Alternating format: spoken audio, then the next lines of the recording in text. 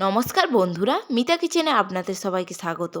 আজ আমি আপনাদের সাথে শেয়ার করতে চলেছি নিরামিষ চকলেট কেকের রেসিপি। ডিম ছাড়া কিভাবে তুলতুলে কেক তৈরি করবেন তারই রেসিপি আমি আজ আপনাদের কাছে নিয়ে এসেছি। আমি এই ভিডিওতে কেক তৈরির একটি সহজ সিক্রেট আপনাদের সাথে শেয়ার করতে চলেছি। কিভাবে বালি বা স্ট্যান্ড ছাড়াই কেক তৈরি করবেন তারই সিক্রেট রেসিপি আজ আমি আপনাদের সাথে শেয়ার করব। ভিডিওটি স্কিপ না করে পুরোটা দেখার চেষ্টা করবেন, না হলে কিন্তু খুব মিস করে যাবেন। আমি আজ সুজি আর ময়দা দিয়ে নিরামিষ কেকের রেসিপি আপনাদের সাথে শেয়ার করছি। তো চলুন বেশি কথা না বলে কেকের রেসিপিটি শুরু করা যাক। কেক তৈরি করার জন্য আমি এখানে একটি কাপ মেপে 3 কাপ সুজি নিয়েছি। সব উপকরণগুলো কিন্তু এই কাপ মেপেই আমি নেব, তাই এই কাপটি আমি ব্যবহার করেছি। এই কাপ মেপেই আমি 2 কাপ ময়দা সুজির মধ্যে মিশিয়ে দিলাম। এরপর আমি ওই একই কাপ মেপেই কিন্তু চিনির ব্যবহারটা করব। আমি এখানে সবমোট 5 কাপ উপকরণ ব্যবহার করেছি, তাই আমি এখানে 4 কাপ চিনি গুঁড়ো করে নিয়েছি। এবার গুঁড়ো চিনিটা ওই উপকরণের মধ্যেই, সুজি ময়দার মধ্যেই আমি দিয়ে দিলাম। চিনি গুঁড়ো দেওয়ার পর দিয়ে দিলাম হাফ কাপ গুঁড়ো দুধ। এরপর দিয়ে দেব ওই কাপ মেপেই 1 কাপ সাদা রিফাইন অয়েল। এবার রিফাইন অয়েল দেওয়ার পর ভালো করে মিক্সড করে নেব সব উপকরণগুলোই। ভালোভাবে রিফাইন অয়েল দিয়ে সমস্ত উপকরণগুলো মিক্সড করা হয়ে গেলে এরপর অল্প অল্প করে দুধ দিয়ে বাটারটা রেডি করে নিতে হবে। আমার এখানে বাটারটা রেডি করতে এই কাপেরই 1.5 কাপ মতো দুধ ব্যবহার করেছি। আপনারা কিন্তু অল্প অল্প করেই ব্যবহার করে বাটারটা রেডি করবেন, না হলে বাটারটা বেশি পাতলা হয়ে যাবে।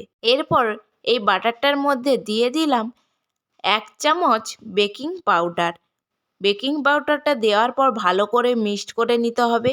ভালোভাবে মিক্সড করা হয়ে গেলে এর মধ্যে দিয়ে দিতে হবে চায়ের চামচে 1.5 চামচ ভ্যানিলা। সমস্ত উপকরণগুলোই আবার ভালোভাবে মিক্সড করে নিতে হবে। আমি এখানে 1 চিমটে লবণের ব্যবহার করেছি স্বাদ হওয়ার জন্য। সমস্ত উপকরণগুলো ভালো করে মিক্সড করা হয়ে গেলে চকলেট কেক তৈরি করার জন্য আমি এর মধ্যে দিয়ে দিলাম কোকো পাউডার। আমি এখানে চায়ের চামচে 2 চামচ কোকো পাউডার ব্যবহার করেছি। কোকো পাউডারটা দেওয়ার পর ভালোভাবে সমস্ত উপকরণগুলো মিক্সড করে নিতে হবে। দেখেই বুঝতে পারছো যে ব্যাটারটা কতটা ঘনত্বের হয়েছে। এরপর এখানে নিয়েছি আমি 1 মুঠো চিনেবাদাম, আর নিয়েছি কিছু কিশমিশ, 1 মুঠো কাজু বাদাম। সব উপকরণগুলোই একই সাথে রেখে দিয়েছি। এর মধ্যে 1 চামচ শুকনো ময়দা ভালো করে মিক্সড করে নিয়েছি। শুকনো ময়দাটা ব্যবহার করার একটাই কারণ, ব্যাটারটায় দেওয়ার পর যাতে বাদামগুলো সব একই জায়গায় না থেকে যায়। তাই শুকনো ময়দা দেওয়ার কারণে ব্যাটারটার মধ্যে সবগুলো আলাদা আলাদা জায়গায় বাদামগুলো থেকে যাবে, একই সাথে মিশবে না। বাদামটা দেওয়ার পর ভালোভাবে মিক্সড করে নিয়েছি। নিয়ে এই কেকটি তৈরি করব ননস্টিকের কড়াতে, তাই কড়ার চারিদিকটা কিছুটা সাদা রিফাইন অয়েল নিয়ে মাখিয়ে নিলাম। এরপর কড়ার নিচের মাপটা নিয়ে দুটো সাদা কাগজ এইভাবে কেটে নিয়ে তেলের ওপর কড়ার মধ্যে বসিয়ে দিলাম। ভালো করে মাখানো হয়ে গেলে এরপর আগে থেকে রেডি করা ব্যাটার কড়াইয়ের মধ্যে দিয়ে দিতে হবে।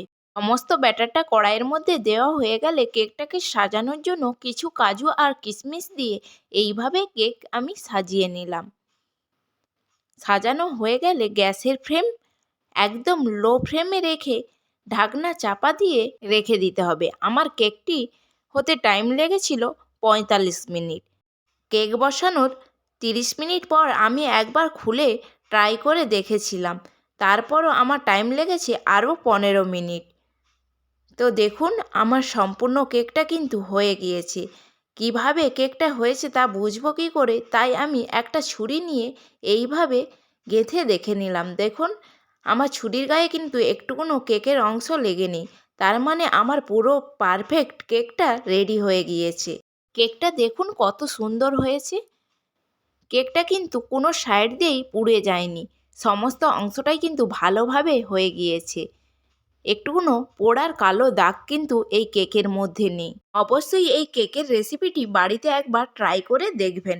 ভিডিওটি যদি আপনাদের ভালো লেগে থাকে আমার চ্যানেলটিকে একটি সাবস্ক্রাইব করে আমার পাশে থাকার অনুরোধ রাখুন। তাহলে আরও এইরকম নিত্য নতুন ভিডিও আরও সহজ পদ্ধতিতে আরও সহজ রেসিপি নিয়ে আপনাদের কাছে যেন আসতে পারি। আবারও দেখা হচ্ছে আরও অন্য কোনো নতুন রেসিপির সাথে। ভিডিওটি পুরোটা দেখার জন্য ধন্যবাদ রইল।